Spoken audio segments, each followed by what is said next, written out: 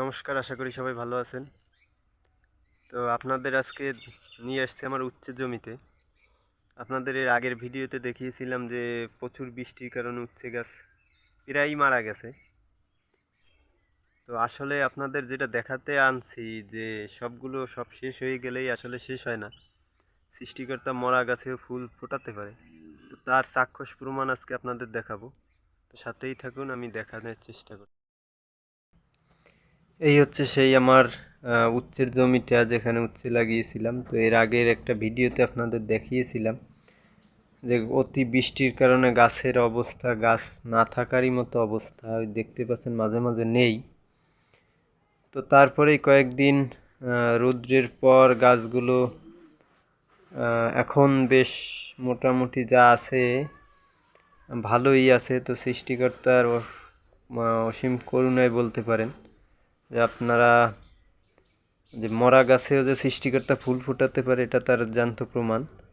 তো এই গাছগুলো যে এত সুন্দর হবে এটা আমি কল্পনাও করতে পারি নাই। তো যেহেতু ঘরে সার ওষুধ আনা ছিল, তো সেইগুলো আমি দিছিলাম। তো দিয়ে দেওয়ার পরে এখন মোটামুটি গাছের চেহারা ফিরে গেছে। তো আবারও হঠাৎ করে বন্যা শুরু হয়েছে, দেখতে পাচ্ছেন আমার বেটের মাঝখানে জল জল উঠে গেছে। তো কিছু কিছু গাছে ফলও সেট হয়েছে, দেখতে পাচ্ছেন।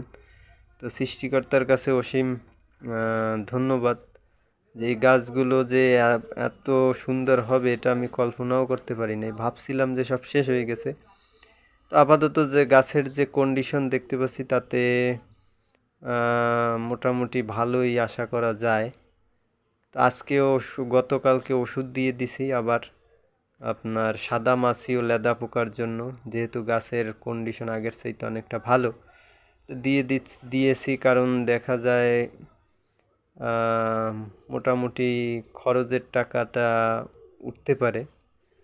তো এতদিনে গাছ যদি সমস্যা না হতো, এতদিনে পুরো ঘুড়ি এভাবে ভরে যাওয়ার কথা, অর্থাৎ এখন পুরো দমে আমার তো উচ্ছে কাটা যেত।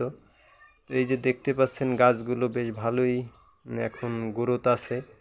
তো ঘুড়ি আস্তে আস্তে ভরে যাচ্ছে। তো সবাই দোয়া ও আশীর্বাদ করবেন যেন আরও ভালো হয়। তো আপনাদের ঘুরিয়ে দেখাচ্ছি আমার বর্তমানে গাছের পুরো জমির গাছের অবস্থা। তো এপাশে লাগিয়েছিলাম 2 সারি বরবটি গাছ, সৃষ্টিকর্তার আশীর্বাদে তাতেও বরবটি ধরা শুরু করেছে। তো আজকে সকালে কিছু তুলেছি নিজেরা খাওয়ার জন্য। তো দেখতেই পাচ্ছেন বরবটি গাছের চেহারাও খুব সুন্দর। তো এই পুরো জমি